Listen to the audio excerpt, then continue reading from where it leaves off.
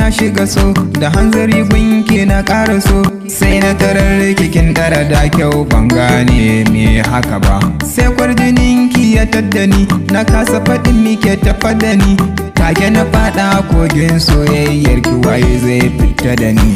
Ga ki farakin sanya tozali mai kyau taka a hankali, in kika yo murmushin ki take ke ɗauke min hankali. Mun fara soyayya da wuri, kin so ni na so ki ba haɗari, a kullum bana yin barci sai na ganki sannan nake fahari.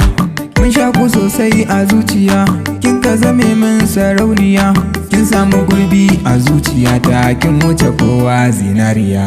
Bani da kowa sai gimbiya, ke kika sace min zuciya, ban san soyayyar wata ya ba, kin zagaye min rayuwa.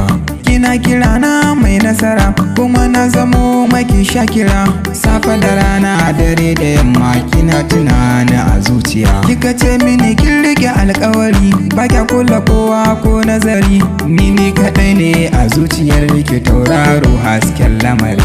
Kin mamaye mini zuciya, kin shiga bargo da jijiya, har ya kasance in na rasa ki zan ji kamar in bar duniya. Ashe rijiya ce na tsinduma, shi so makaho ne kuruma, idan ka shige shi baka gani kuma baka jin mai masallama. Da ta auna ta gane ina santa, sai ta fara nunan sarranta, samini kati samini data, bani kuɗi zan yo hidima. Kuɗin anko da kuɗin lalle, dukan hidimarta da ta kulle, sai ta faɗa min in mata ne kuma bani jira so ya ɗaure.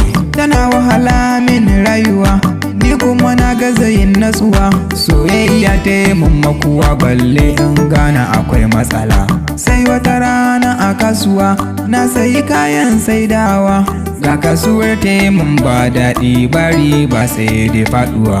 Fasisi a tare da ni, ga damuwa ta tafi da ni, dukka tunani na ya kulle na rasa hanyar bullewa. Sai ga kiran ta nan a waya, salamu alaika kana lafiya, kuɗi ta bukata in tura mata yanzu a yanzu ba ta san jira.